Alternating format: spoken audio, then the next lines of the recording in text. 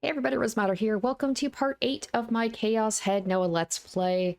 Of course the delusions are just getting worse and worse for Takumi. Every episode, it's just getting more and more dire for him. And we had a pretty big one with, like, Shibuya just being completely void of people and him meeting a strange old-looking man in a wheelchair who said that his name was Shogun. So that happened. And then further getting crazier with us meeting up with Senna once again in a random train car just in the middle of Shibuya, where she apparently is able to control her delusion. She mentions delusion. She says that he can see her delusion and her sword. And then going on about, like, virtual reality technology and how there's, like, a patent for it and how people are trying to they're going to be able to control people's five senses and be able to control what people see, and then telling Takumi, like, you know, doubt everything, doubt the world, doubt what you're seeing. Something's out there. So this just, like, plays in more to this whole possible conspiracy about some shadow group that might be trying to control people. I don't know. It's the whole thing of, like, what is reality and what isn't. That's what this is talking about with both Takumi and with ourselves. It's like, what is real and what isn't? What is a delusion and what is truth? So pretty crazy. I am just as confused as I always seem to be after I finish these episodes. So let's get back into it. Let's see what happens next.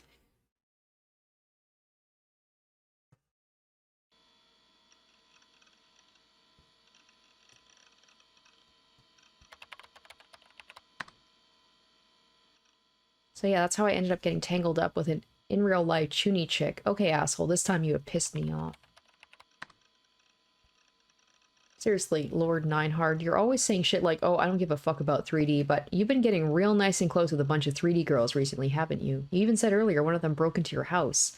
I don't care who you ask, that's straight out of an eroge. You've plunged straight into your once-in-a-lifetime chance to be popular. Alright, listen well. I'll admit I have indeed amassed quite the number of opportunities to speak with cute females. Ugh, females. Of course, he would be the type of person to call girls females, if not calling them bitches and sluts. However, every single one in real life is a fucking mental case. You try being on the receiving end of their brain-melting denpa attacks. The sheer scale of schizo is legitimately horrifying. Okay, I truly am sorry. Don't worry about it. Ugh, that hurt my soul to say. Even after I'd gotten back home, I'd still been somewhat interested in what Senna had told me. Of course, I didn't think that what she had said was true, but I was pretty sure I'd be able to confirm it for myself if I did a little bit of research into the patent and the memorandum specifically. So, with Grimm's help, I started searching the internet. I also was able to get one of Grimm's friends who lived in America to help out as well. But even with all that help, I still didn't think we were going to find anything. In this day and age, you couldn't trust anyone without a source. Yo, I just got a message from Shiho. Shiho was the friend of Grimm that I'd mentioned earlier. He lived in America and spoke fluent English. Let me guess, BS, right? Stupid fucking mental case. She had to have just been making a fool out of me because she didn't think I could understand English. Don't underestimate the power of the internet. Consider yourself pwned. It exists, apparently. Eh? It exists? What did? The guy went out of his way to TL it for us. Anyway, let me up it. Is this just more bait? Man, you don't trust me at all, do you? Although that's probably my fault for being an ass most of the time. Okay, how about I invite Shiho instead? I'd been tricked by Grimm several times in the past. If I trusted him like I usually did, he'd hit me with something so bad that it would make my brain blue screen. But he was saying he was going to invite Shiho, and that he even had a source for us.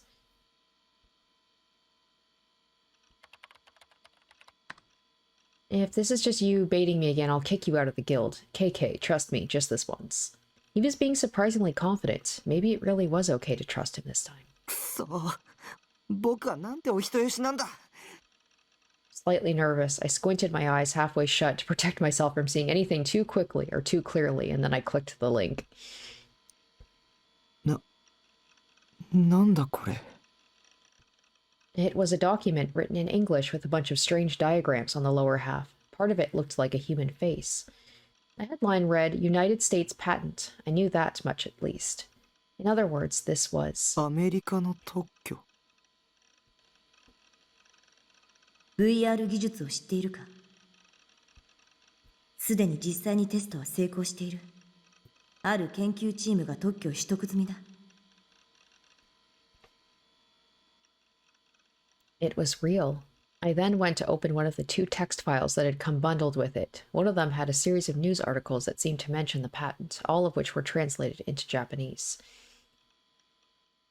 Oh, I'm just reading it. Mitochondria University. Okay, so I had a feeling when they said that there was going to be a thing in America, something in America, a lab or whatever. I was like, oh, what if it's Mitochondria University? I love that there's... I know this came out before Steins Gate Zero, but still, I like that there's kind of the... It'd be so funny if somehow Maho was, like, working with this on the side or something, or maybe Kurisu. One said, the Psychophysiology Research Laboratory of America's Mitochondria University was currently researching a groundbreaking invention known as VR, visual rebuilding. As the goal of the research was primarily for healthcare, it had been gaining the attention of visually impaired people from all over the world. It was groundbreaking technology that enabled people who were blind from birth to see the scenery in front of them through video cameras and other imaging devices. To put it simply, this was done by converting signals, the one that composed the image data that the video camera received, into the only signal the brain could recognize. Electrical signals known as nerve impulses. These are then transported to the brain via the optic nerve. There had already been successful tests, and the patent had already been registered. 特許。本当に認められてる。 So did that mean that what Senna had said wasn't just some chuuni delusion? I gulped, then went to open the other text file. I began reading Presidential Documents Memorandum of March 27, 1997. Strengthened protections for human subjects of classified research. The agency shall jointly propose to prohibit waiver of informed consent for classified research. Okay. Informed consent to agree to any form of contract under the condition of being provided the correct information. In Japan, it is primarily used in the medical field. A physician explains the treatment to the patients truthfully, in detail, and in an easily understood manner. This includes the definition of treatment as well as its side effects, success rate, risks, costs, alternative treatments, etc. Once the patient fully understands these, they are able to provide consent. Beginning 1 year after the date of this memorandum, no agencies shall conduct or support classified human research without having proposed and promulgated the common rule. The document was then signed at the bottom by William J. Clinton. Oh, Bill Clinton, right? And closed with the White House, Washington, March 27, 1997. It's weird to see his name written as William Clinton. A memorandum from the President of the United States. The content sounded like the premise to a movie or something, so I never would have thought it was actually real. I went to check the original document via the URL. Even I could read English for the most part. Despite how I might have looked, I was a lot smarter than those DQNs that went to school every day. The actual contents written in the document were the same as the translated text. ということは。 I think this is what makes the world building of these games so good, is that they do pull from reality. Like, I'm sure that whole thing about the consent thing, like, that's an actual, like, law that was put in. So it really builds, like, it's still fantastical in a way, but it does kind of make it more grounded. Senna's words echoed in the back of my mind. ある意図的な情報を神経パルスへコンバートすることが可能なら、人の五感すべて、さらには人の意志そのものもコントロールできるんじゃないか。It was starting to get somewhat difficult to understand at this point, but with what Senna had told me, combined with the sources we had found online that backed her up, it's all sent chills down my spine. I had a feeling something terrible was lurking within. But what confused me the most was what Senna's true intentions were in telling me all this. Did it have anything to do with me? The part about being able to control people's free will definitely wasn't something I could dismiss as somebody else's problem, because there was the possibility I was a sleepwalker. On the day of the third NewGen incident, the crucifixion, I had been told I'd been posting in a chat room as Shogun. And we saw him do some sleepwalking and posting a bunch on @channel, right? Apparently I'd posted from @cafe too, but I had no memory of any of it. Not only that, but I had absolutely no memory of Rimi too. We'd been classmates for over a year, and we had been close enough to hang out on multiple occasions, yet I had no memory of any of it. Maybe I had done all those things while I was being manipulated by some other being. Besides, I was terrible at talking to 3D girls to begin with, so there was no way I'd be close to a cute girl like Rimi. So basically someone is controlling him to make him a normie. No, I was thinking too hard about this. At the very least, I knew the chat thing was just one of Yua's delusions. Shogun was a separate entity from me. He was trying to entrap me, and it didn't go beyond that. This was true regardless of whether or not he had actually been the old man in the wheelchair that appeared in front of 107. Maybe Senna too was one of Shogun's underlings. Maybe she was just trying to deceive me. Don't just blindly accept everything without questioning it. Don't trust a suspicious girl you don't actually know. Senna and Yua were both of the same breed. That's how it should go, right, Seraton?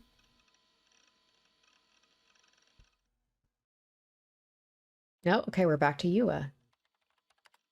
Okay, there's a girl's picture on the desk. It kind of looks like Yua. Maybe it's her sister.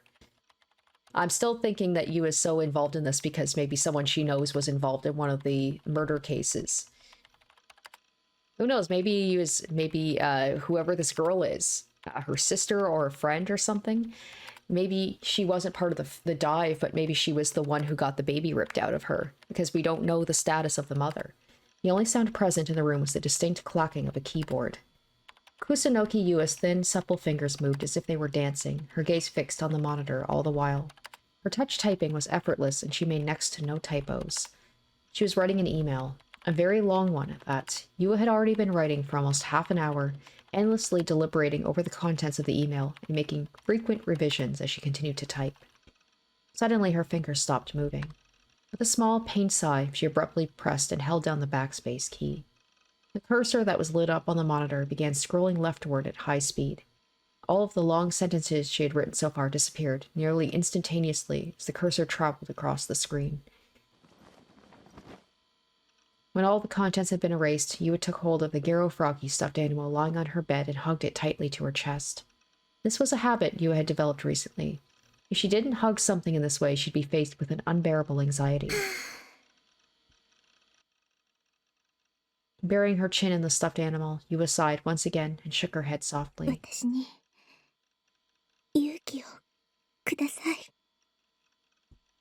Murmuring softly to no one in particular, Yua's expression stiffened.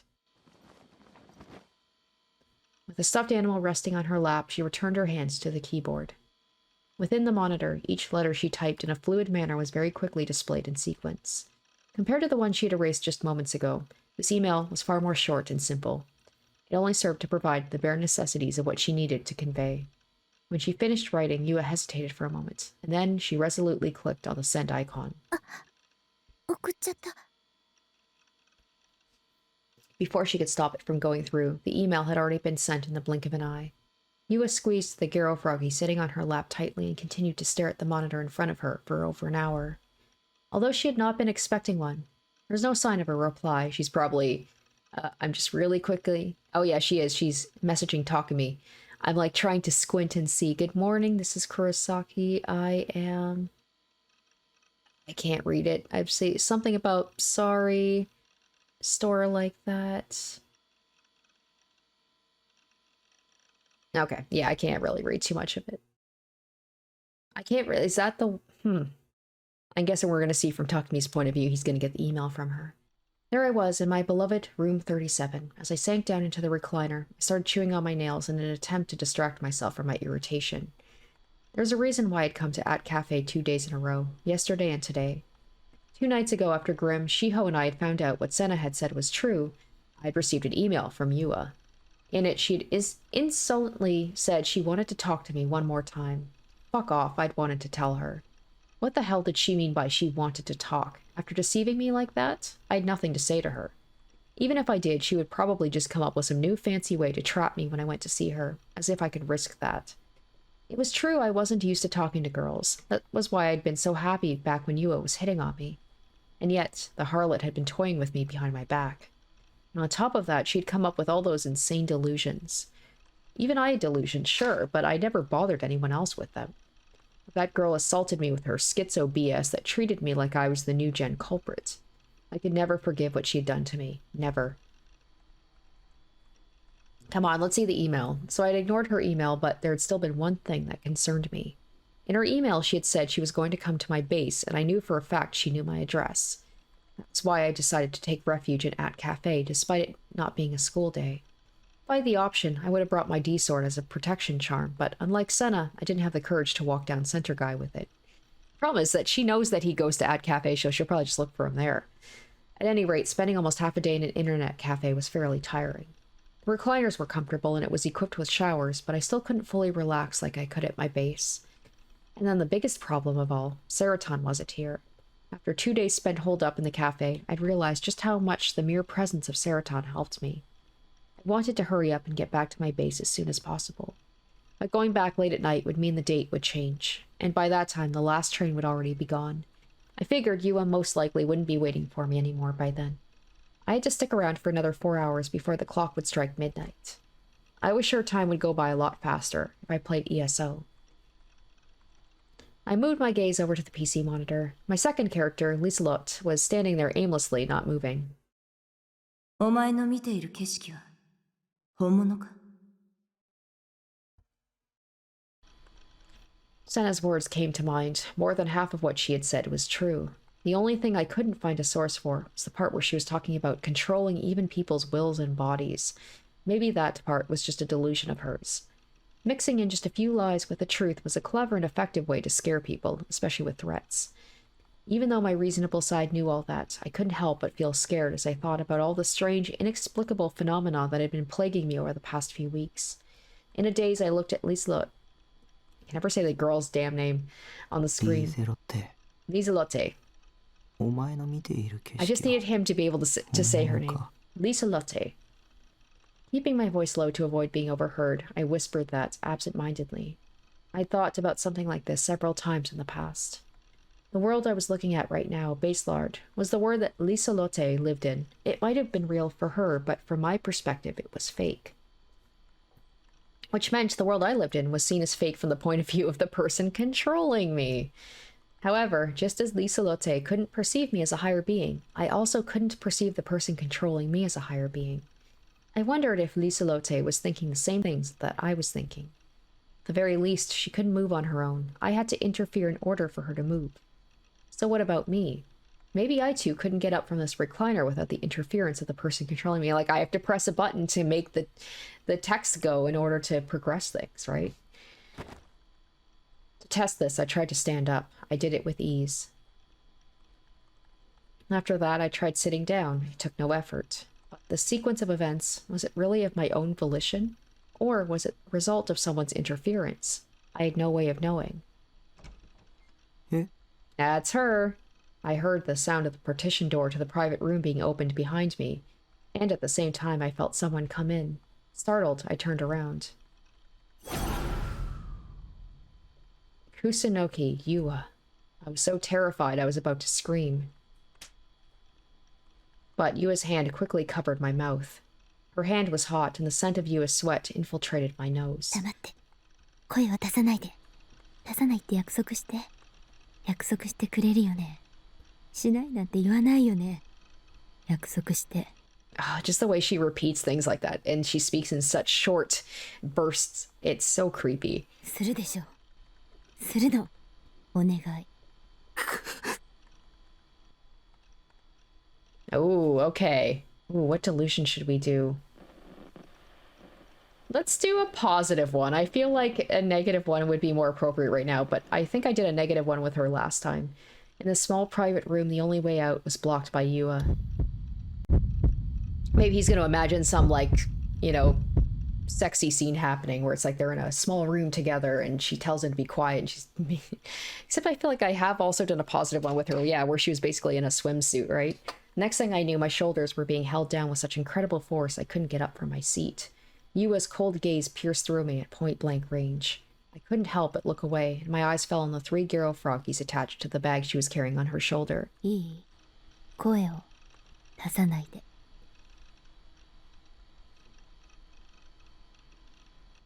If I didn't do as she said, Yua would kill me. Believing that would happen, I didn't resist and just nodded.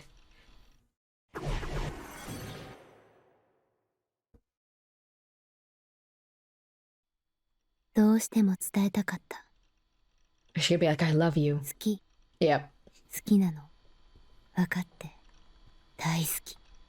分かってよ。私のものになって。お願い。I thought confessions were supposed to be romantic, heartrending, and happy.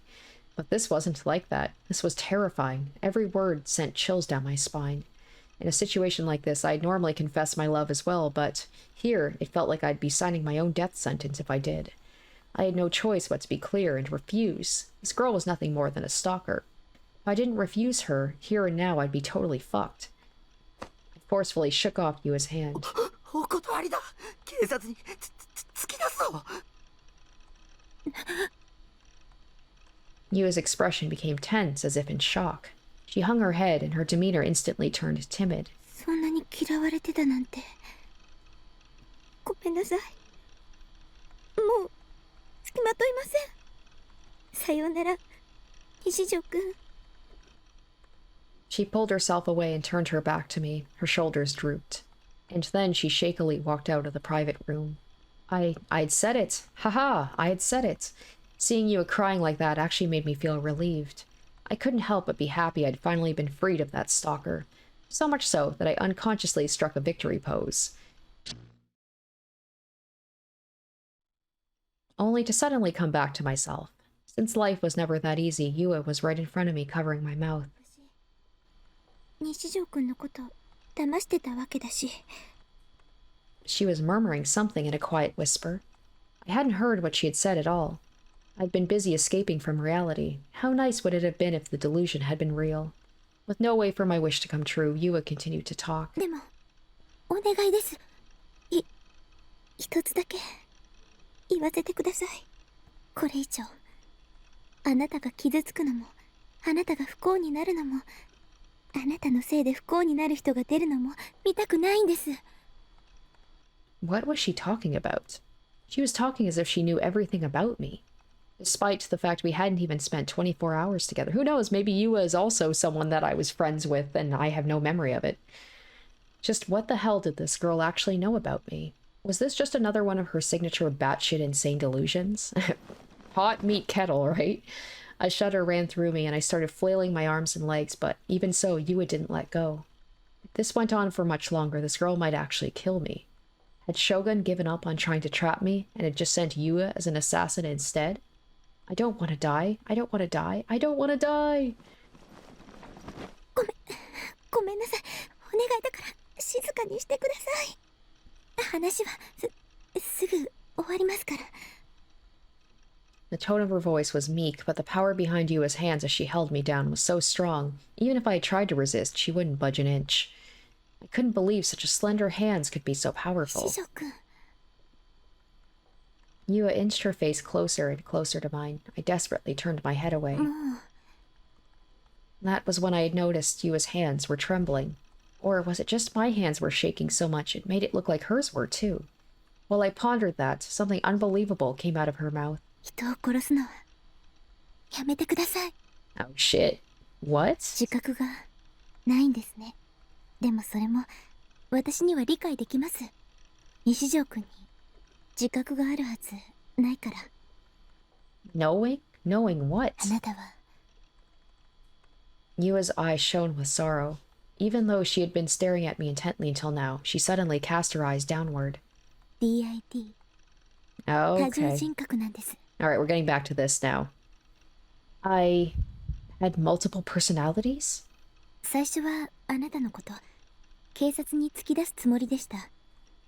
And one of them is a normie who actually has, like, friends. Despite how confused I was, Yua continued to talk. それが無理ならこの手でとも思ってました。だけどあなたのこと調べていくうちにあなたも苦しんでるんだって分かって。 The eyes behind Yua's glasses once again took hold of me. They pleaded with me.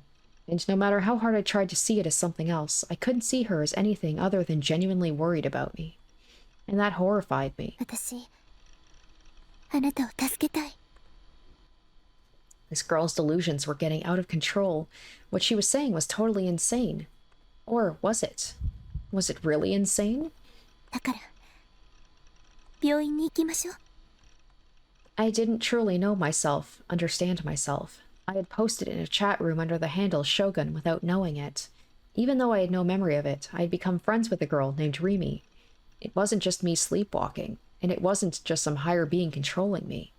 Maybe the person controlling me from inside my head literally was inside my head. I wasn't me. I wasn't me. I was a different personality. I had multiple personalities. My head hurt. A throbbing, stabbing pain ripped through it. That wasn't possible. The entire thing was bullshit. Who would ever believe that? It too was yet another one of Yua's delusions. She was my enemy. She was impeding my way of life. She was trying to trap me. She was trying to destroy my mind. Even the hospital itself was under Shogun's reign. Oh my gosh, the delusion where it's like, I love how he's like, her and her stupid delusions, and now she's like, everyone's against me, including the hospital. The only person I trusted, Dr. Takashina, had disappeared in such a sudden, inexplicable manner. But who knows, maybe all of this is going to be true. Maybe somehow the hospital with that weird guy that was looking over him during his examination, that's part of this group that they did the test for.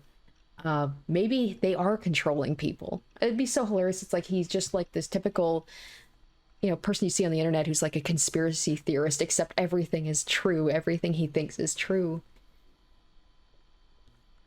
Shogun must have made him disappear, and if I did what Yua said, he'd make me disappear too. The game is very good at like getting you in Takumi's head to be like, he's delusional, but what if he's actually on the right path? You don't know.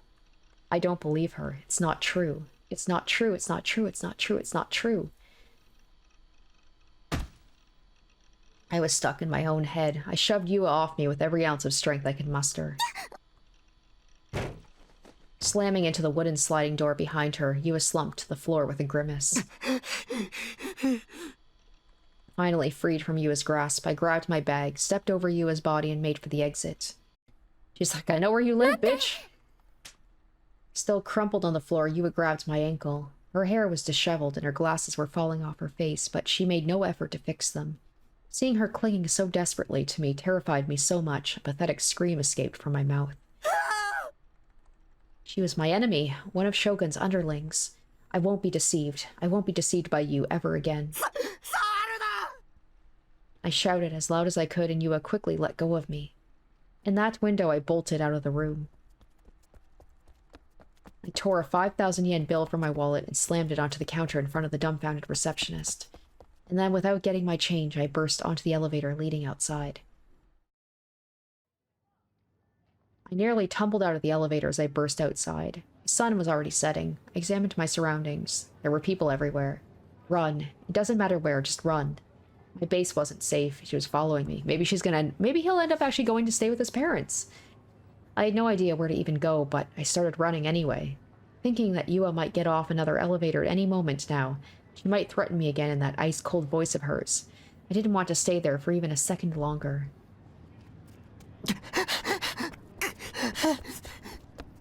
I looked behind me, over and over again, but I kept on running, regardless of what I saw. Pedestrians were all in the way. I bumped into a businessman and a DQN-esque high school girl. When that happened, I was showered with curses, but I still didn't stop. I just kept on running.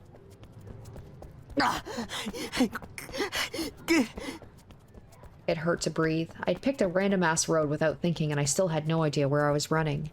I stopped to catch my breath. I checked the scenery around where I was standing.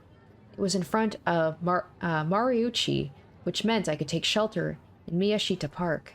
I'd take a quick break there, then I'd run somewhere farther away. If I went to Yoyogi Park, there'd be plenty of places to hide, so I could spend the night there.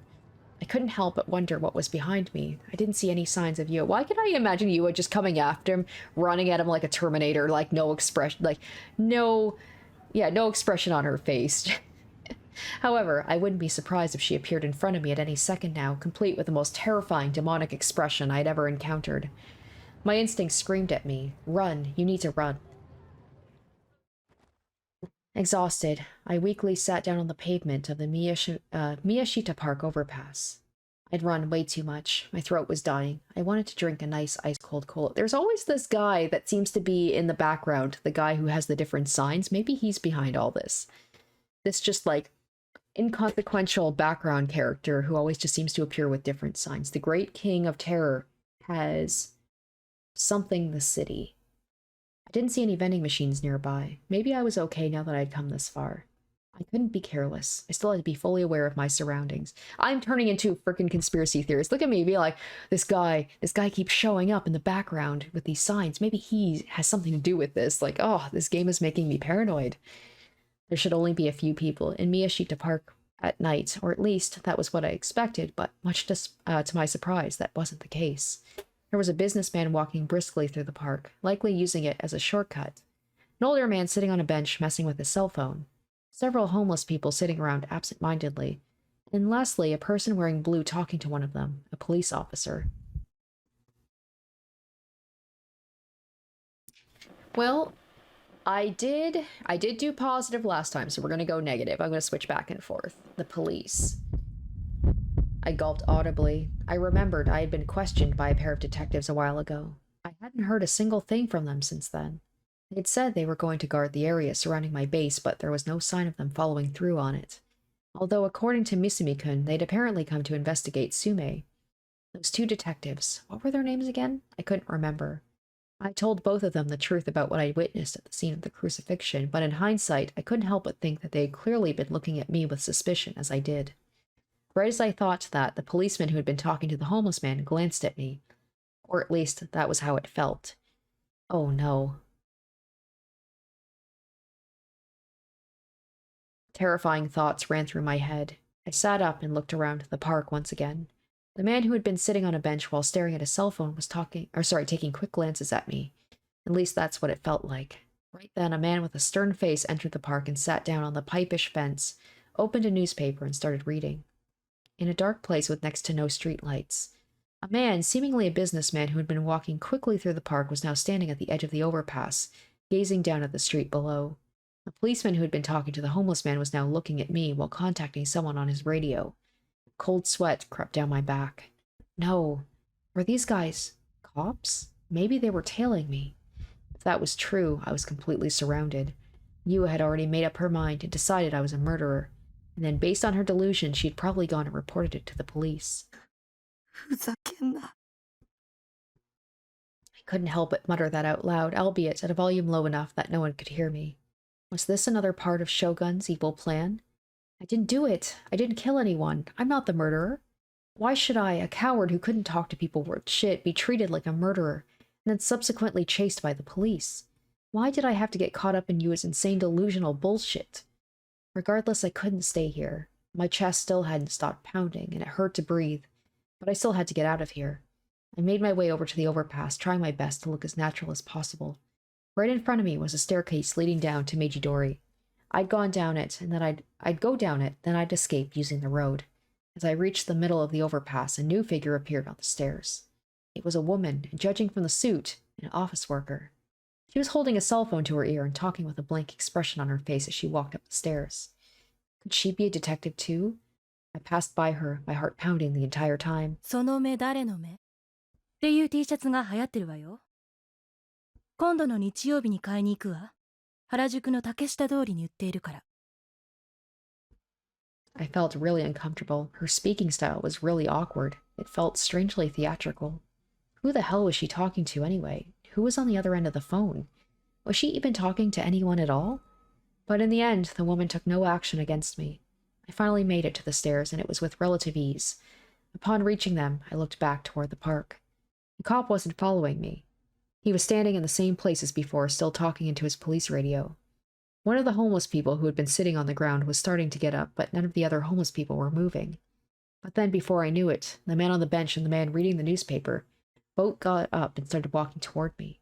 The two men then glanced at each other. They were exchanging looks, or at least it seemed like it. I then turned my gaze to the office worker once again. She had passed me a few moments ago, but now she had turned her head to look at me. The second our eyes met, she turned back away with a start. Her cell phone was still held up to her ear, but she wasn't speaking anymore. I was hit with an amount of fear I'd never experienced before, and I immediately bolted down the stairs.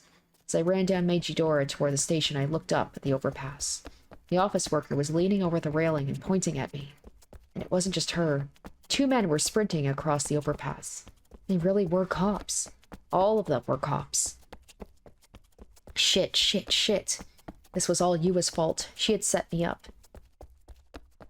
Should I just tell them I was innocent? But even if I did, I couldn't get away from the fact I was literally running away from the police right now. Besides, I was sure the police would find some way to pin it on me regardless. They would never believe an otaku freak like me. I didn't have time to think about what would happen next. For now, I just needed to get away from Yua and the police. That was the sole thought occupying my mind. I passed under a pedestrian overpass and ran up the stairs leading to it. There were people everywhere. All of them were blocking my path. It felt as if each and every one of them were deliberately getting in my way, like they all had some form of malicious intent. Everyone looked like they could be cops. I was this close to completely panicking. I looked behind me and saw someone sprinting after me. I caught a glimpse of a person cutting through the crowd just like I was. It was one of the people I'd seen in the park. I didn't know who it was. It didn't matter. They were following me regardless. You know, interesting, like all of this happening, we're not getting the wavy delusion thing, so I'm like, is this actually happening? I was horrified. If I got caught, my life would be over. I'd be falsely accused of a crime I didn't commit, sentenced to death, locked up in a high-security prison for decades and decades, and then after I finished enduring that living hell, I'd be finally told, alrighty then, your number's up, time for you to die. I didn't want that. I wouldn't be able to handle that. I didn't want to live like that. Even if I somehow managed to prove it was a false accusation, once I was branded as a criminal, it would never go away. Everyone around me would look at me suspiciously for the rest of my life. I didn't want that. I hadn't done anything. I turned onto a small street that was completely deserted and kept running as hard as I could.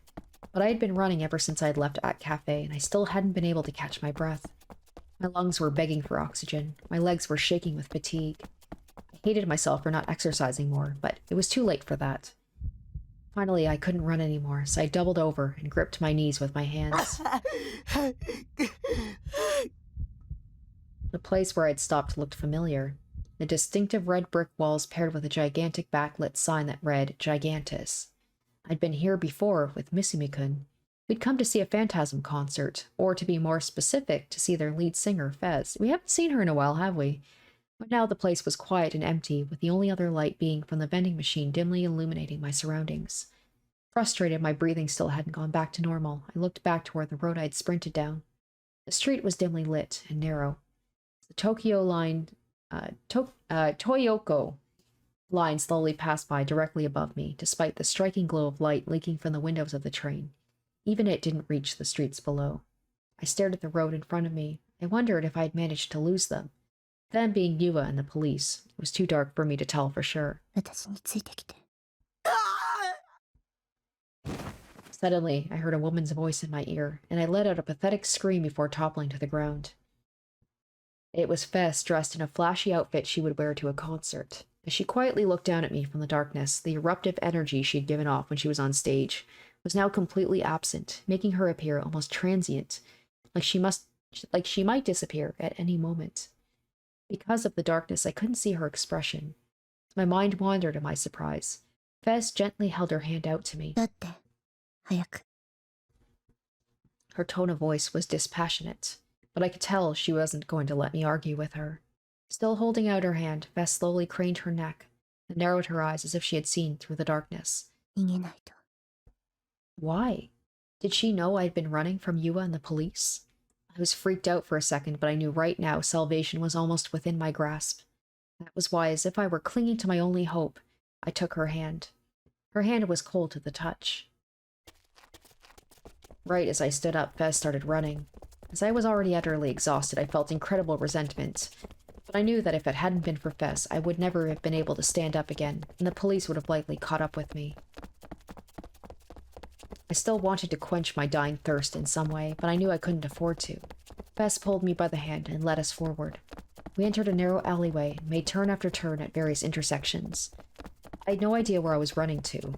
I wasn't even familiar with the layout to Shibuya, so I had no choice but to follow Fess the entire time. I nearly entertained the idea this could be another trap set by Shogun, but I shook the thought from my head. Even if Fess was another one of Shogun's underlings, there'd be nothing I could do about it. My legs were heavy with lactic acid, and I was starting to feel lightheaded. Probably because my brain hadn't been getting enough oxygen due to all the running. I was this close to crying out and saying I couldn't run anymore. In fact, I may or may not have said it several times unconsciously. But even so, Fess never once looked back at me. She just kept on going. Before I knew it, I found myself on a road where the Shuto Expressway ran overhead. Shibuya Station was only a little bit farther away, but there were barely any people around. Without a shred of hesitation, Fess started to head down the stairs that led into the gaping maw of the underground. Upon reaching the bottom of the stairs, she finally came to a stop. I let go of Fess's hand and doubled over on the stairs, gasping for breath. I wondered how much running I'd done today. I didn't think I'd ever exercised so much in my entire life.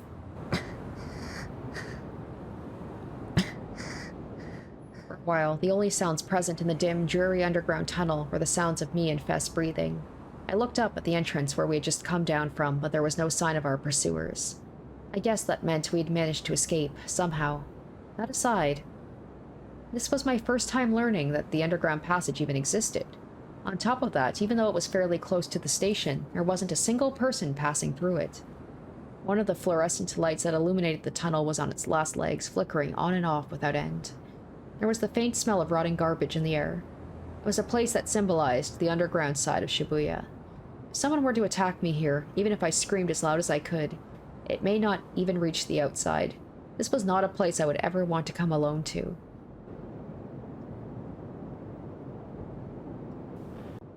Still breathing heavily, I slowly examined Fess's profile. Alright, let's do positive. She was a charismatic songstress who captivated the youth of Shibuya. People even called her a prophet. And now that very same Fess was here alone with an otaku freak piece of shit like me. I wasn't sure what to make of it. Her forehead was beading with sweat, with several drops running down her cheeks. She was wiping it off with the back of her hand. Her breast, exposed through her camisole, rose and fell with every breath she took. A glimpse providing healthy eroticism and an atmosphere flowing with Inui? Moe didn't do it justice. The best and only possible word befitting of her was erotic. I had a feeling this is where it was gonna go. I mean, after the last one we had with her was very violent, so... That camisole with its cross-shaped design was downright criminal, and I couldn't help but think that it didn't look like she was wearing a bra underneath. Maybe she really wasn't wearing a bra. That would be very interesting, I think. What kind of underwear did Fess usually wear, I wondered? Probably the sexy kind, like black or red. But personally, I'd want them to be nice and clean white. Wait, what kind of stupid shit was I thinking about? Did I forget the situation I was in? 追われてたわね。え、うん。警察。I nodded in response. It wasn't just the police. Yua was following me too, but I was too exhausted to tell her that. 私も同じ。 Huh? What was that supposed to mean? 私が書いた歌詞と、なんとかって呼ばれてる事件との関係について。だって、しつこく聞かれたわ。NewGen. The lyrics that Fess had written matched up with that string of incidents. That was why all her sheep wouldn't shut up with those rumors. They'd been saying that she was a prophet. 私、疑われてるみたい。As the NewGen criminal? I thought the same thing back when I'd first heard her lyrics. Hell, I'd even thought Fess herself was Shogun. Well, he did say that he saw a female student, a Sume student, at the scene of the crime. She goes to Sume, so I could see why they'd want to question her as well. But considering the fact she had saved me, she probably wasn't. Putting all that aside, I wondered why Fess was even there. Her saving me must have been a coincidence. Yeah, it had to be. I mean, I had been right in front of the concert venue, so there was probably just another concert today. 君が追われてるのはなぜ？何か悪いことでもしたの？チクられた。あの女、僕のことチクったんだ。ニュージェネの犯人にされる。Yua was trying to set me up. God damn it, Shogun and that girl were going to ruin my life. そう、容疑者候補ね、私たち。Why was she laughing? 僕は無実だ。 I yelled out frantically. My voice reverberated loudly throughout the underpass, but I couldn't stop now. 事件を目撃しただけだ。証拠品を勝手に持ち帰っちゃったけど、それだけ。僕殺してない。それなら Fess whispered, returning to her original dispassionate voice. きっとそれは導きなのよ。大いなる存在による。Another fucking mental case. Another goddamn CHUUNIBYOU. 君の見たものが事実だったか。 Dude, you're in a visual novel. Of course you're gonna run into this. Especially these kinds of visual novels. He's like, I want to be in an eroge visual novel, please. Not this shit. That horrible scene. Was there any possibility that it had all been just an illusion? But it had all felt so real. 君が今抱いている苦しみや怒りは必要なものだったということよ。 Well, what was she saying? I was utterly dejected. I had been slightly suspicious back at the concert, and I had turned out to be right. Fess really was a total schizo freak. They say that there's a fine line between genius and insanity, but this is pushing it. だから早く見つけて剣を見つけて。 I was taken aback. That was what Fess had told me back when we had met at school. If you do, you'll be granted salvation. She'd said this before. Aside from the police, what scared me the most was Shogun and his underlings. I had no idea why, but they were all trying to trap me, and they all clearly had malicious intent.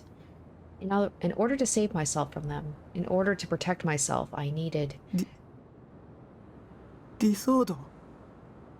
そうよ。 Fess's lips twisted into a shape of a smile. 勉強したみたいね。それなら手に入れた。僕は理想度も持ってる。今家に。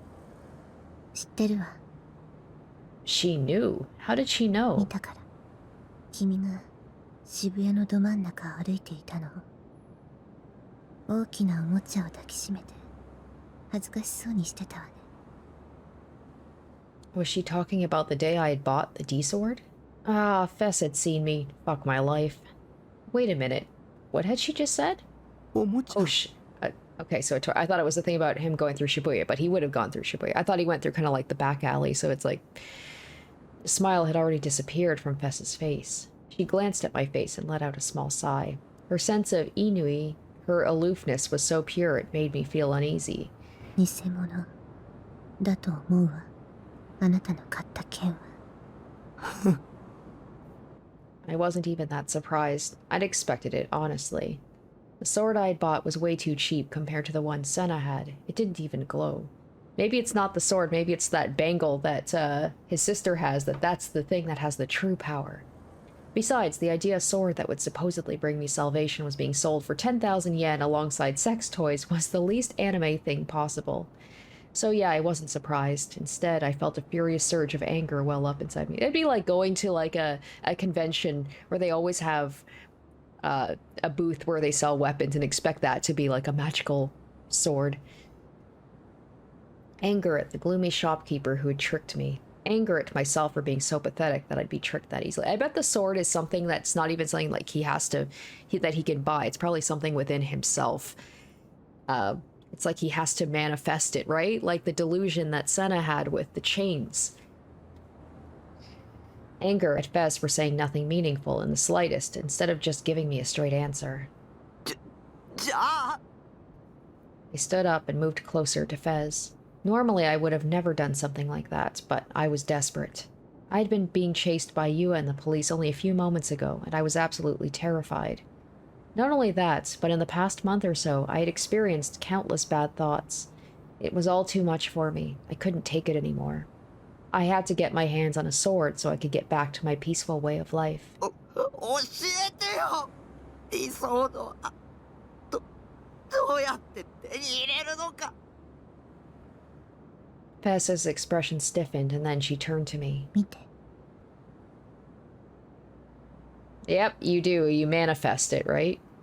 She suddenly thrust the palm of her right hand out in front of me. Stopping me from coming any closer, Fess curled her right hand into a fist, and upon swinging her hand behind her in a motion resembling a back fist, together with a sound akin to that of glass breaking, the empty space cracked and then it shattered. My eyes went wide. I was speechless. Fess stared at me. Her expression had not changed in the slightest. Within the cracks of the shattered space was a deep darkness spreading wide. With her hand buried between the fissures, Fess pulled her hand back toward her with tremendous force. Oh, yeah, so they're able to manifest things out of the world. This really this is some magical girl shit, isn't it? That's why they all look different. They probably represent the person itself. And with that hand, and now within that hand was a giant sword. ソード The fissures in the empty space were repaired in an instant. The cracks disappeared as if nothing had even happened. It had all happened in the span of a few seconds. は Had that been a magic trick, or was what I seeing just a delusion? It was far too removed from reality. I couldn't believe what had happened right in front of me. This was a fantasy anime. この剣は命運を握るもの That sword. It was the same one she had been wielding at the concert. The same one I'd mistaken for a microphone stand. Its shape almost looked like a battleship ripped straight from a sci-fi anime. この剣は嘆きを収束させたもの There was no straight lines to be found on it, and yet it appeared incredibly sharp, incredibly beautiful, incredibly sinister. この剣は超越した場所に干渉するためのもの And that if you so much as touched it, your fingers would be severed from the bone. 超越した場所って I was mesmerized. Her D-sword utterly captivated me, which was why I had asked her that without thinking. 異空間のようなもの Oh boy, info dump time. This was definitely an anime at this point. 同一次元上にあるもう一つの可能性あるいは妄想 A delusion. 言い方にあまり意味はないわ唯一確かなのこの剣もその領域に存在しているということ So in other words, she was saying her D-sword was a product of her delusions? Did that mean the supernatural phenomena I'd seen before had also been delusions? Had they not been real? そんなのありえない そう If it was a delusion, then why was I seeing Fess's sword right 言 now? 葉に引きずられてはダメよ後ろを振り返ってみて I was baffled by Fess's request, but I complied anyway. Behind me was a flight of stairs, and on those stairs... Oh. Was Fess wearing only white lingerie? え What? Fess was standing right beside me. Fess was standing on the stairs right in front of me. Two of the same person in the same place. And not only that, but one of them was incredibly sexy, wearing only her underwear.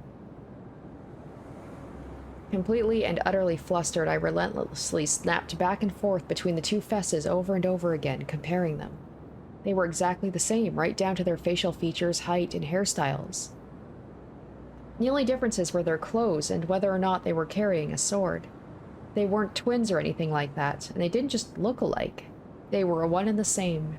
I was used to seeing girls in their underwear in eroge, but here, I couldn't handle it for some reason. I had run into Nanami's smelly, piss-stained underwear countless times, so you'd think that this would be no big deal, but for whatever reason I couldn't get myself to follow that line of logic. Bess was standing in the middle of this disgusting underpass in only her underwear. I felt like I was about to lose my mind from how unbelievable the situation was. Even though I knew I shouldn't look at her, I couldn't help but feel like I was this close to stealing a glance anyway. It took an insane amount of willpower to keep my eyes down. ごめん I automatically apologized, because I knew only a few minutes ago I'd had a delusion about this very thing.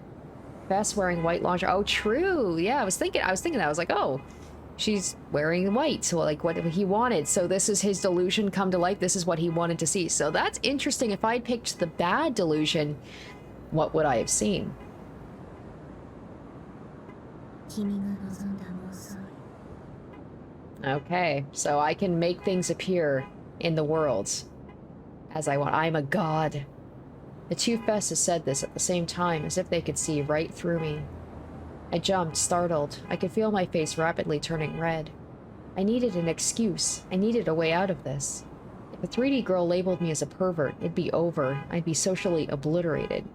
Okay, wait. Well, that may be important. The more pressing matter is what in the hell is happening.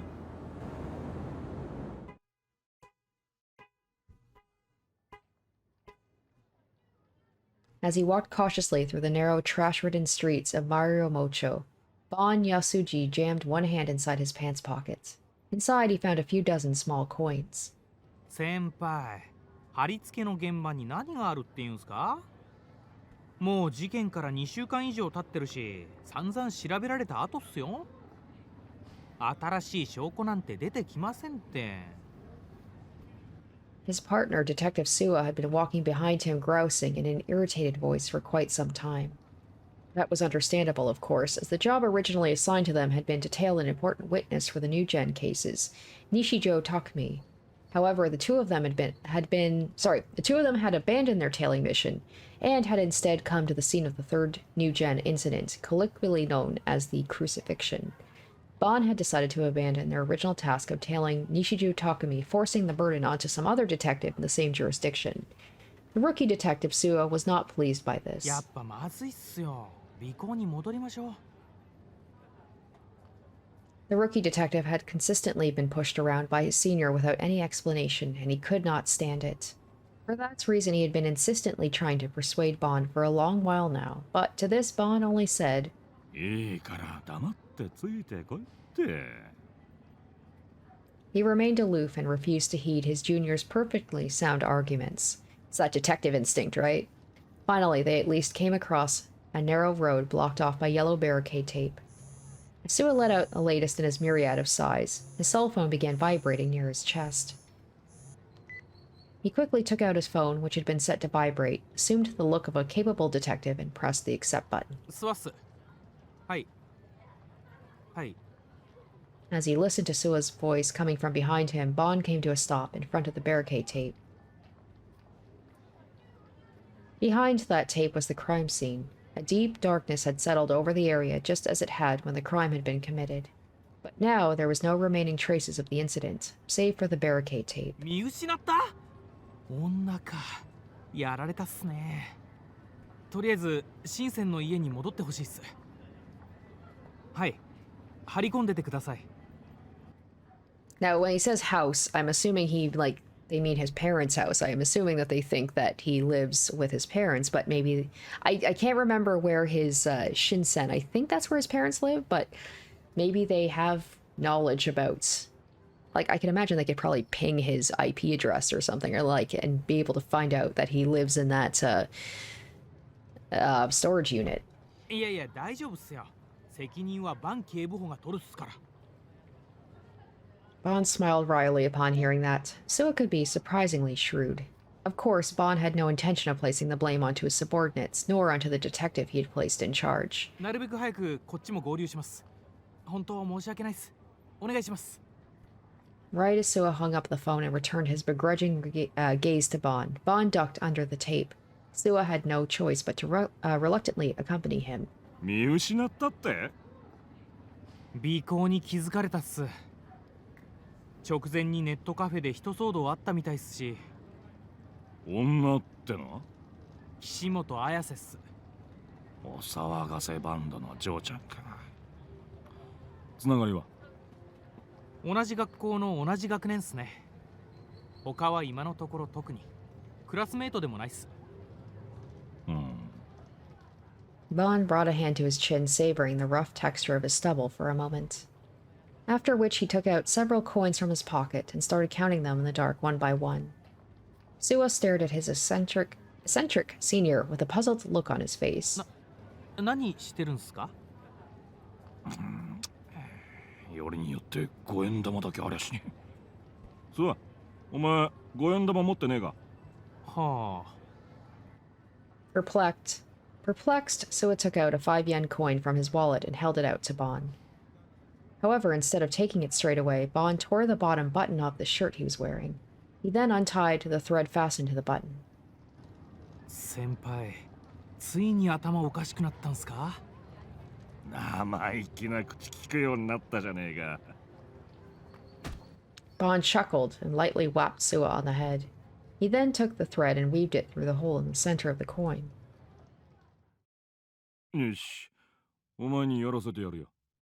Wait, is it like a hypnotizing thing? What is he doing? After pinching both ends of the thread with his fingers, Bond let the 5 yen coin hang down and handed it to his junior. 振り子っすか？ Yeah, okay, so he is he gonna make him, put him under hypnosis? ああ、Bond smiled こい mischievously. つが事件の重要なヒントを与えてくれるかもしれねえぜ。マジっすか？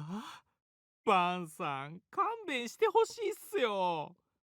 そのために仕事をほっぽってここまで来たんすか？ Sua's tone was almost mournful. He had been pushed around countless times by Bond before now, but this time Bond had finally managed to utterly stump the rookie detective. サイキック操作とかダウジングとか？ Dowsing, a technique for locating groundwater, mineral deposits, or various other things by relying on the movement of a rod, pendulum, or other similar technology. One of the most popular methods is to use two angled rods, typically in the form of L-shaped wires. The person who does the dowsing is called a dowser. It's widely believed the human body has an internal magnet that reacts to underground water veins and other objects, and that this causes muscles to move unconsciously. The prevailing theory is this is why dowsing rods appear as if they move by themselves. その手のテレビでも見て影響を受けたんすね、先輩。そういうお前も詳しいじゃねえの。いや、まあ、自分も見たは見たっすよ。先週のユーリ・ブライトマン。ユーリ・ブライトマンっすよ。今話題になってるアメリカの超能力捜査官っす。A psychic detective, typically found in America, it's an investigator who uses psychic abilities such as clairvoyance in order to aid in solving crime, often appears in Japanese media. However, despite the established title, such a position does not actually exist in America, and the mainstream perception of psychic investigations is that it is extremely ineffective. Yuri Brightman, I wonder if that's a play on a character that was actually, because I know that there's a couple of shows that kind of delved into that stuff. I was really into Psych, which is a very underrated show. I'm just going on a tangent now. Yeah, I think there was a couple of TV shows that dealt with detectives using different methods of solving the crimes. 俺が見たのはそんなチャラチャラしたもんじゃねえや。どこかのお偉い大学教授が出ててだな。でもテレビっすよね。いちいち文句の多いやつだ。やってみりゃわかる。ほら、いいから吊るしてみろって。When a senior issued that request, Suo did not have any room to refuse. His lips pursed in a sullen manner, but he reluctantly accepted the 5 yen coin. He pinched the ends of the string and began to twirl around in a circle, creating centrifugal motion. It was too dark for either of them to see it clearly, so Bond flicked on a 100 yen cigarette lighter and used it as their light source. Interesting. I thought he was going to have him hypnotize him, not do whatever this is. 先輩ってタバコ吸いましたっけ？10年以上前に禁煙したよ。なんでだ？ライター持ってたっすから。こういうこともあろうかと用意しといたんだよ。はは。で、これで何がわかるんす？もっといろいろ動かしたり止めたりしてみろ。Bond monitored the movement of the 5 yen coin intently. Bond's eyes were so intensely serious, Sua could no longer complain about this being a pointless excursion. やっぱりな。スワ、わかるか？何がっす？五円玉の動きだよ。さっきから少しだけ楕円を描いてるような気がしねえか？ Using the thread as support, the dangling 5 yen coin was slowly revolving around in a circular motion. Sua cocked his head. 力の入れ方とかじゃないんすかね？お前、楕円に回るように意識してやってんのか？いや、結構適当にくるくると。もっと手を動かさねえようにやってみろ。はあ。Sua consciously tried to move his hand in a circular fashion, but no matter how hard he tried, the trajectory drawn by the 5 yen coin was always elliptical in shape. おかしいな。意識的に違う形にしようとしてもできねえだろ？ Bond's face was full of pride. Sua, on the other hand, was still not convinced and continued relentlessly in his quest to try and change the motion of the pendulum. まあ、渋谷のどこでもこの現象が見られるわけじゃねえが。それでも十数箇所はここみてえな場所があるらしいぜ。確かに不思議っすね。でも、だから何なんす？ Bond looked up in satisfaction, put his lighter back in his pocket, and then retrieved the hand fan he had stabbed between his belt and his pants. お前、渋谷がなんでここまで若者を引きつけるか知ってるか？五円玉が楕円を描くからっすか？ Sua thought he was making a clever jab, but Bond nodded readily in response, calmly fanning his face all the while. まあ、そういうこった。What? I'm so confused. It's not because, it's a popular place with lots of cool shops and things to do. It's because of some sort of centrifugal force, something to do with, I don't know, the movement of the earth or the... What the fuck? I'm so confused. You gonna explain yourself there, Bond? Okay, apparently not right now.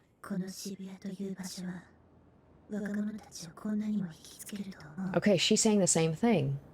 Suddenly, the conversation I was having with Fez transitioned into something completely unrelated, but I was actually somewhat relieved by that. I'd expected Fez to start treating me like a pervert, but she'd just ignored it like nothing had ever happened. It's like... weird, the conversation that's happening right somewhere else is like happening here too.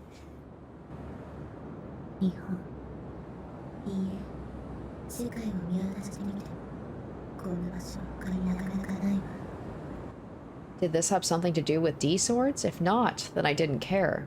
I had to somehow find a way to get Fez to tell me how to get my hands on a real D-sword.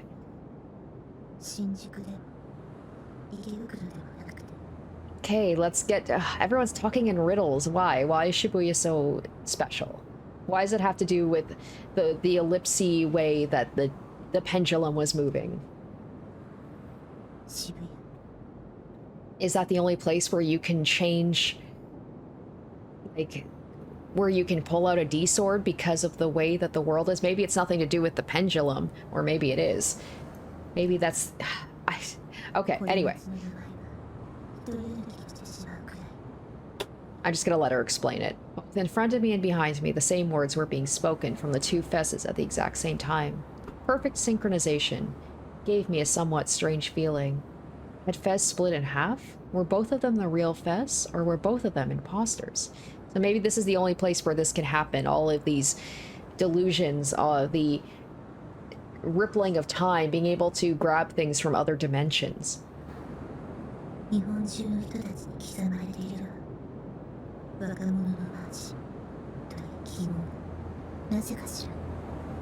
Why? Well, that has absolutely nothing to do with me.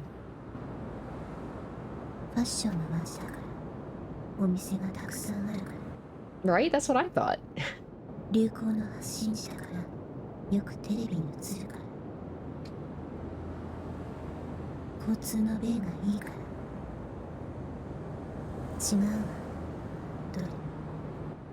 two Fezes paused for a moment. Being watched from both in front and from behind started to make me feel uncomfortable.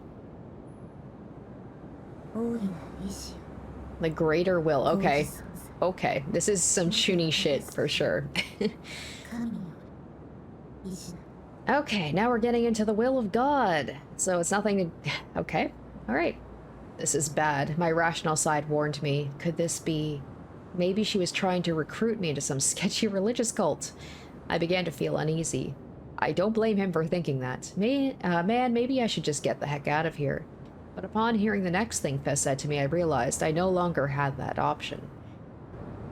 理想度もまたその意志による導きよ。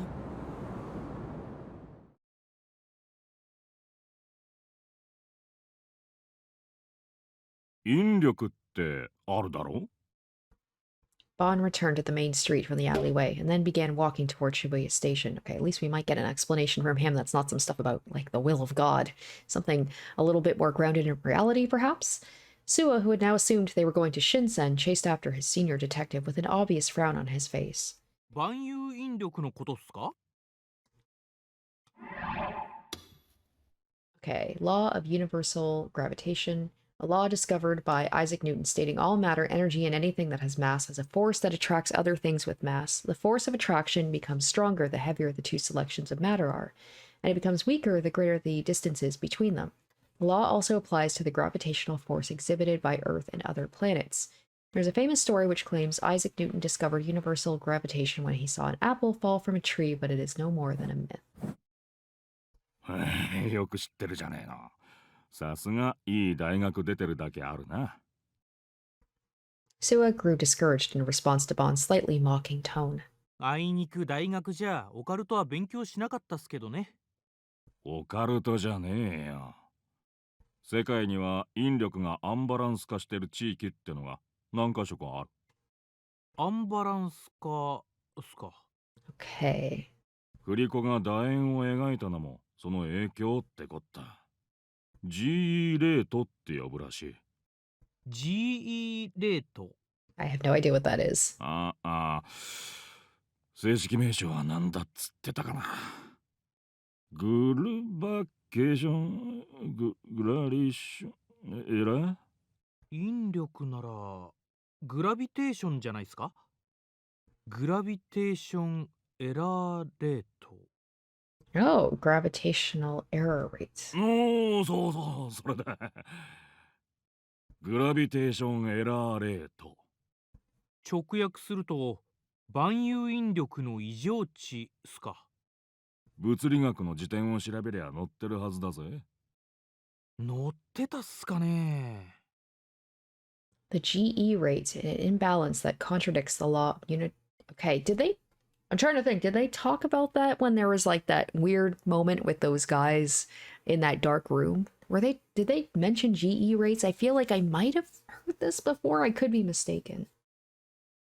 An imbalance that contradicts the law of universal gravitation. Discovered by Isaac Newton, the law of universal gravitation is a fundamental force of nature that acts between all forms of energy and matter, i.e. anything that contains mass. It's commonly believed the great number of strata layered upon the Earth's surface plays a large part in this law. A typical example of something that disturbs local areas would be lava beds. This phenomenon can be found at the foot of Mount Fuji, Aokigahara, also known as the Sea of Trees, where there have been several recorded instances of compasses becoming unusable. Studies have also shown fossil beds, particularly rich in iron and calcium, are another type of stratum in which magnetism is repelled. Adding on to the previous factors, magnetite is also believed to have a particularly strong influence on gravity. A type of mineral that is used as a material in magnets. It is black in color, has metallic luster, and the crystals have an octahedral shape. If magnetite, I always want to say magnemite, like the Pokemon. If magnetite, a naturally occurring magnet with an octahedral crystal structure, were to be found beneath the Earth in a quantity large enough to warrant being recognized as a dike, it would be as if the ground itself were a magnet. This would then result in an extremely high chance of the area producing minute gravitational deviations. The GE rate is the measurement of the gravitational values in a region in which such values have been distorted by the previously mentioned geological strata.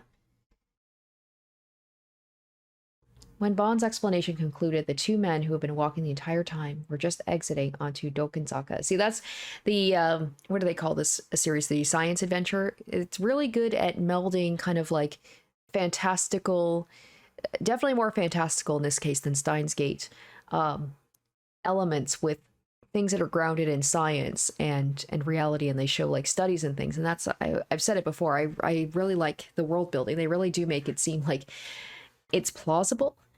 The magical swords, not so much, but all the other stuff.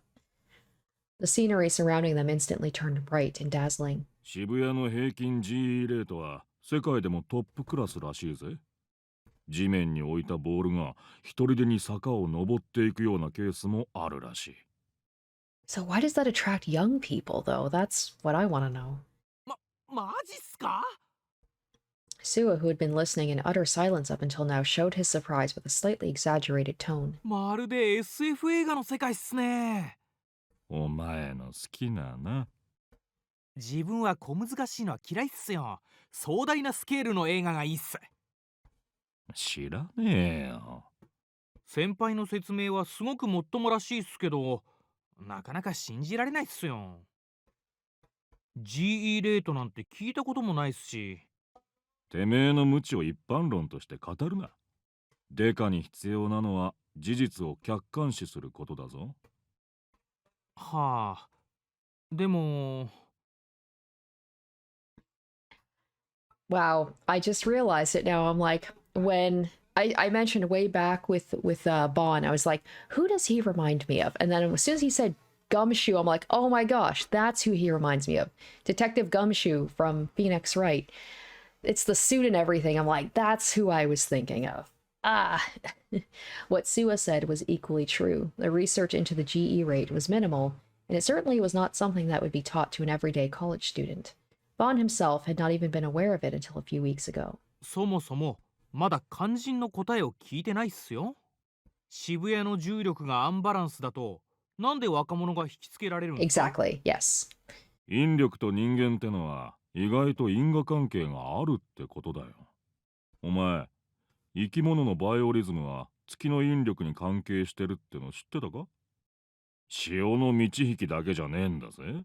So is this what, like, the whole thing about this GE rate in young people? Because the majority, I'm assuming, like, the murders are committed, or the people affected are young.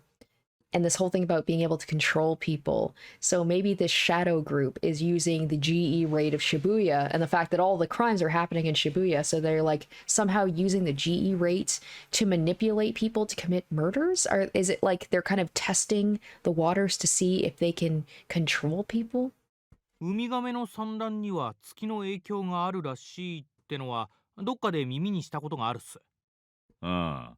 必ず満月の夜に産卵するってやつだな。And then there's also like those guys that were like using the scanners and just like scanning Shibuya like really early in the morning. Maybe they were testing like the GE rates to see. Maybe it's not even so much that this group is like controlling people, but like maybe something has happened. Maybe there's been a shift in the world or something, and this is what's causing all of these murders to happen, and they're just observing it. But it could be a matter of like they're trying to control people. I don't know. I'm sounding like a conspiracy theorist here, but that's kind of my thought right now. だがウミガメだけじゃねえ。他に有名なのだと、サンゴが産卵するのも満月の夜だ。ああ、海の中が雪降ってるみたいになるやつっすね。満月の夜は引力も強くなってるって科学的に実証されてんだ。当然人間にもその影響は及んでる。Did these murders how often did these murders happen, right? Did all of these murders happen on, or these incidents, do they happen on nights where there was a full moon? 人の出産にもってことっすか？出産だけじゃねえよ。バイオリズムって言ったろ。普通の生理現象はもちろん、交通事故や事件、病気、食欲とか性欲とかにも密接なつながりがある。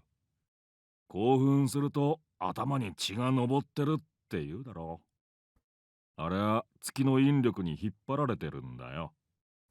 そりゃ極論だと思うっすよ。まるで個々の感情なんて関係なくて、全部月のせいだって言ってるようなもんじゃないっすか。そこまでは言わねえがな。集団心理って言うだろう。この町に来た途端に楽しい気分になったり、ちょっと無茶したくなったりするかもしんねえんじゃねえの？ニュージェネの一連の事件に対する反応だってそうだ。この町でそのニュースを見た連中は大抵反応が同じだ。どいつもこいつも楽しんでやがる。自分だけは被害者にならないって気持ちだ。対岸の火事を眺めていい気になってる。そういう集団心理も GE レートのせいってことっすか？可能性としてはありだろう。渋谷に来たら楽しい気分になるってのが若いやつらの頭の中に無意識にすり込まれれば、若者がこの街に惹かれる理由になるってわけっすね。Sua really is a fast learner, Bond thought to himself, impressed. The junior detective was still young, but that part of him truly was worthy of praise. In addition, what set him apart from other young people was he did not just follow his seniors blindly. Whenever he had a question, or whenever he thought something didn't make sense, he would always voice it despite the fact he was a junior, and that is true. It's like you think, especially, I would assume in Japan, right, where you, like, respect your seniors, that you would never, like, push back on them, but Sua does that quite a bit. GE レートについては一応分かったっすけど、それでどうやって犯人を探すんすか？もし GE レートに影響されて今回みたいな事件が起きたってなら、何百年も前から似たようなことが起きてないと変なんじゃ。そいつはこれから調べりゃいいさ。専門家がな。先輩は調べないんすか？俺はデカだぞ。Vaughn smirked from ear to ear. 調べるのはニュージェネのことだけだ。そのために今日はわざわざ仕事サボって現場の GE レートを測ったんだ。もしこれまでの一連の現場の GE レートが異常を示したなら、何を意味すると思う？まさか。Sua's eyes went wide and he stopped dead in his tracks. It seemed as if he had realized what Vaughn was trying to imply. 事件は GE レートが異常を示している場所で起こるってことっすか？ So maybe if they could predict other places that have high GE rates, they could, like, monitor them to make sure that, like, maybe they could catch it in the act. だとしたら次の事件が起こる場所をある程度予測できるんすね。Hey, look at that. I'm on Sua's level. まだそう決まったわけじゃねえよ。それをこれから調べんだ。There was something lurking within this city. Something yet unknown, hidden deep beneath its flashy exterior. Perhaps it was akin to Pandora's box, something not meant to be touched by the hands of men. A box given to mankind by the gods in Greek mythology. The people were told never to open it, but a woman named Pandora gave in to her curiosity and opened it anyway, unleashing the many calamities held inside upon the world. It is said the only thing left remaining in the box was hope. Thoughts such as these pervaded Bond's mind as he watched the pedestrians file down the streets of Shibuya.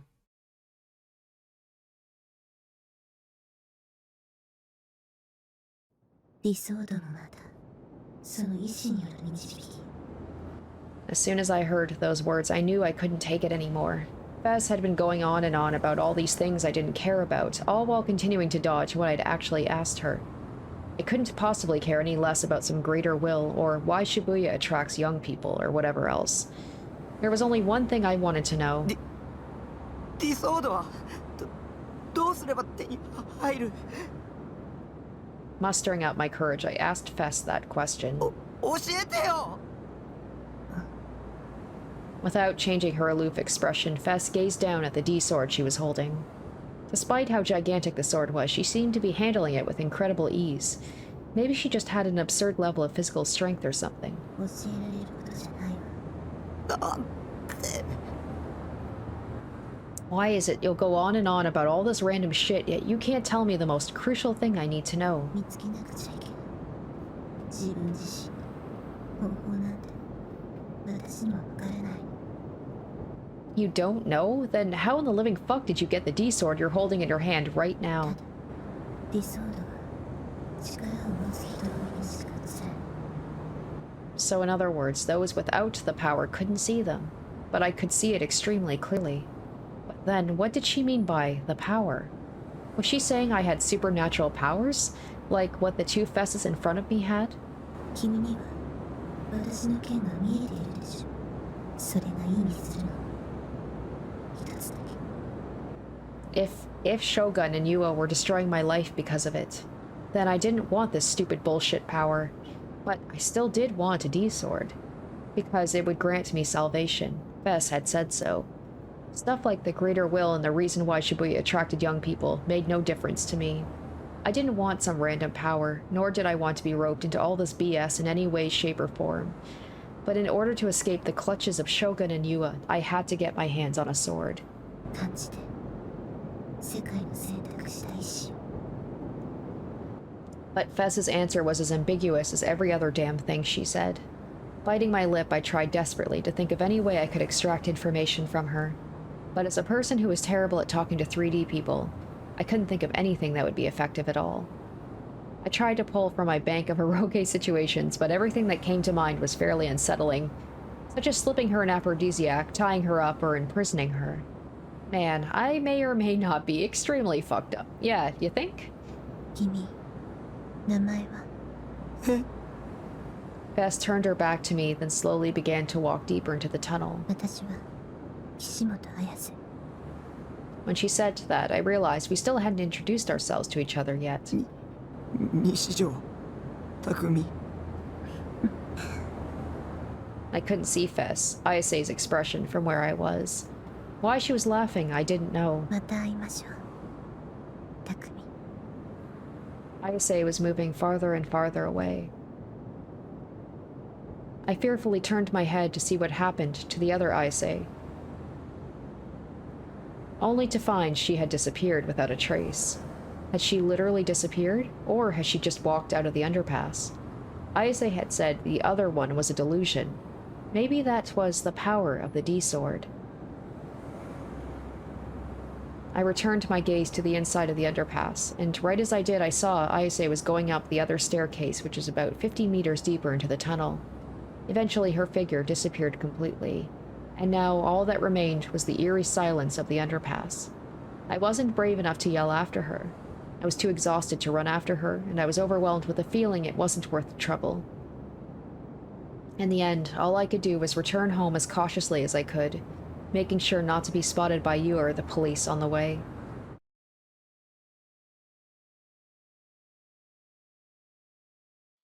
It felt like it had been ages since I had last been in my base, but in reality it had only been half a day. I had left my computer on, leaving my Ceraton screensaver to cast a pale light together with her smile across the dark room. I wonder if he's just going to be like, I'm not going to school. The cops are after me. I can't go to school now. I locked the door tightly from the inside and threw myself onto the sofa. When I closed my eyes, I couldn't help but remember everything that had happened today. I couldn't believe even the police thought I was the culprit. They had it all wrong. There was absolutely no way I could have killed all those people. Investigate like you actually give a shit. This isn't a game. Otaku freaks like myself were ostracized by society, so they must have thought they could just pin the crime on one of us and the public wouldn't even bat an eye. They couldn't actually catch the real culprit, so they wanted to save face by using me as a scapegoat. Damn it, what could I do to clear my name? The scene at Cafe flashed before my eyes, sending a chill down my spine. There existed someone that was even more terrifying than the police. Yua, my enemy. I had been so unbelievably relieved I hadn't heard anything from her recently. I had been growing more and more confident that she would never contact me again. But today I'd realized I'd been mistaken. In order to oppose all of them, I needed a D-sword. I glanced at the cheap sword that was leaning against my PC desk.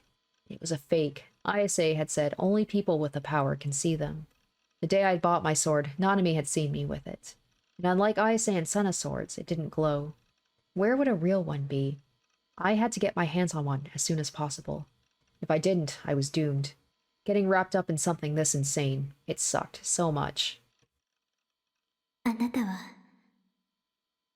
DID 多重人格なんです。 No, that's not true. It's impossible.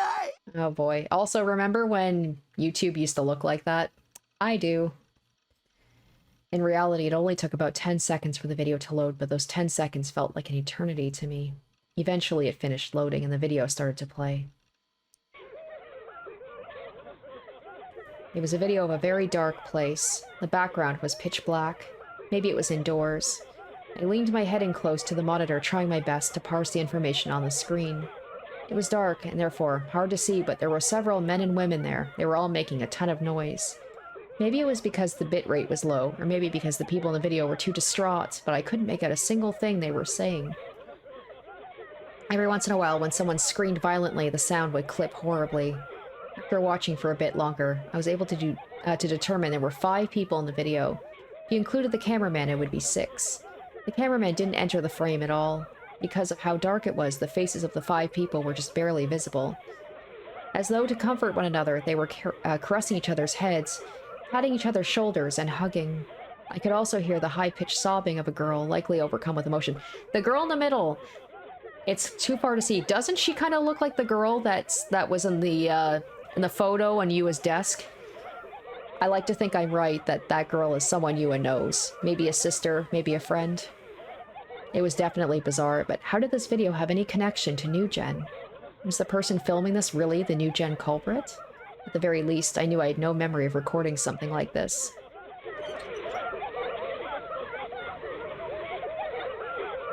Oh, I don't like that, but that's so creepy. After a short while, the camera, or rather, the person holding the camera began to slowly move forward. The 5 subjects who were about 5 meters away from the cameraman gradually grew larger and larger. I bet he's gonna look, and that girl looks exactly like you, and he's like, what the fuck? The picture was fairly grainy. Maybe the original image data was re-encoded at an extremely low bitrate in order to reduce its size. A modern video camera should have a night vision function, so I wondered why the cameraman hadn't made use of it. Could it have been an older camera? As soon as I thought that, the camera suddenly panned to the left, and then to the right, showing the surrounding scenery. What I had initially thought was just the pitch-black darkness of a room was actually the night sky. In other words, the video had been recorded outdoors. As for the reason why there wasn't a single building or anything, it's because the video had been taken on the roof of a skyscraper. 5 people were on the edge of the roof of a very tall building. Right behind them was the ledge, and right below the ledge was the glittering nightscape of Shibuya that could only be seen at high altitudes. Finally, I understood. I finally understood what this video was. I finally understood why it was said to have been recorded by the NewGen culprit. A locked room mystery in which a group of 5 men and women jumped from a group of Cornelius Tower. I can't escape locked rooms! The sole fact that remained unclear about NewGen was whether or not this specific incident was a murder case or a group suicide. If this video was of the 5 people who jumped to their deaths, then that would mean there had been a 6th person at the scene when the incident occurred. The 5 people shown in the video hadn't just been making noise for the sake of it. They were all slumped on the ground crying and shouting as they huddled together. They all refused to give up despite the fact they were fated to die. One was shaking their head in denial as they cried. One was clutching their hair tightly as they fell to their knees, their shoulders heaving with each sob. One was pleading with the cameraman as they sobbed, asking why they were doing this. One had already gone mad and was laughing as tears streamed down his face. It was a rabid, violent desire to stay alive, a fervent, intense plea to not die. Disconsolate indignation that screamed, "Why is this happening to us?" Innumerable raw emotions swirled around the group. In a bizarre juxtaposition, the cameraman's voice was never once heard. The cameraman was eerily calm. Yamero. Yamero! No matter how much I pleaded with the footage that had been taken nearly a month ago, nothing was going to change. I knew full well it was meaningless, but I subconsciously screamed at my monitor all the same. こいつらみんな死にたくなんかないんだぞ!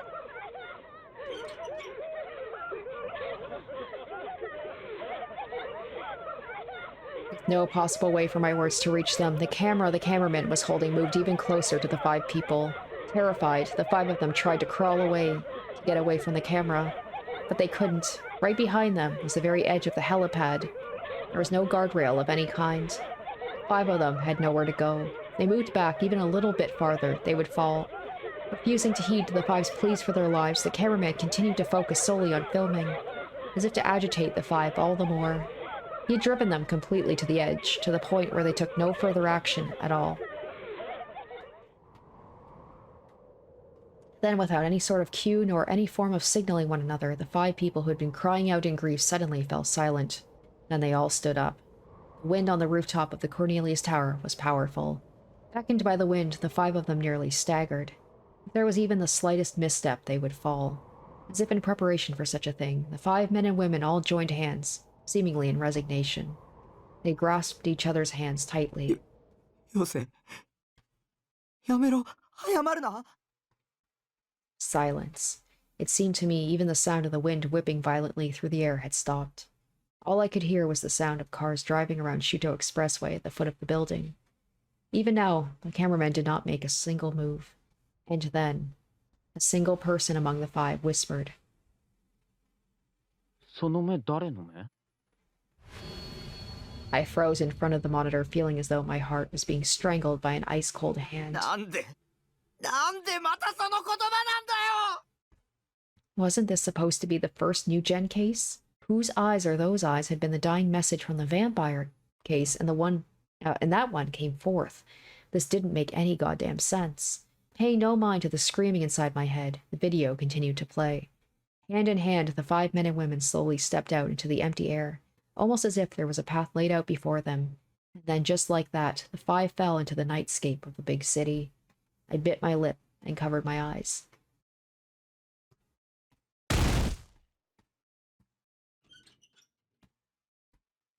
The group dive hadn't been a mass suicide. It too was a murder case. The culprit had been there when it had happened. And as for who had filmed the video, I knew who it was. Mixed in with the sound of the strong wind on the rooftop. Mixed in with the sounds of the 5 people crying out in grief. Mixed in with the blaring horns from Shuto Expressway below. I was trying to think, was that his voice? It didn't really sound like it, but it's also because it didn't sound whiny. I was certain I had heard one particular faint sound. It was the sound of creaking steel. Oh, creaking steel.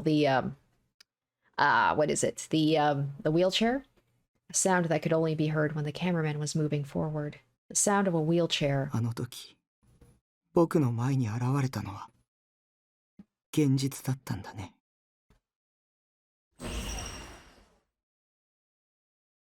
カメラの目線が低すぎだよ、将軍。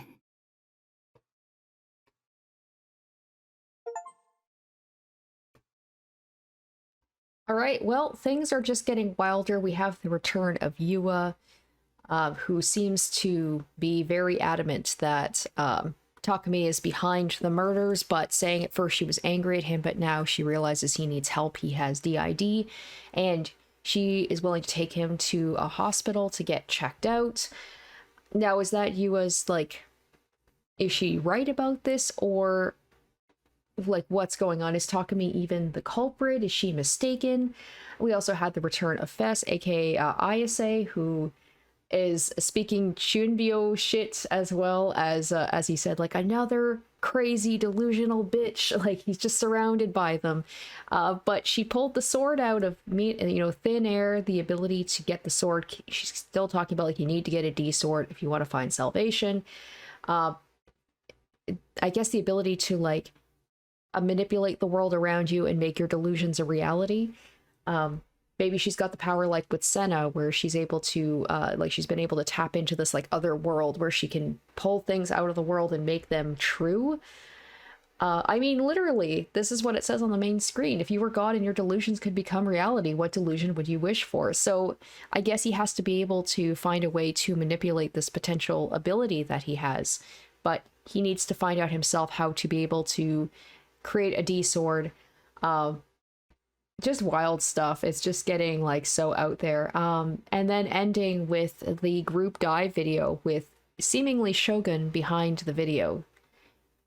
So what else more can I say about that? It's just getting crazier each episode, but I am so hooked and excited to see, like, what's going to happen next. And also this whole thing, like, with Bon talking about, like, a gravity affecting the world and how it draws young people to Shibuya. That's the reason young people come to Shibuya, is because something about the gravity, the GE spots, and how maybe they can use that to predict where the next murder might happen.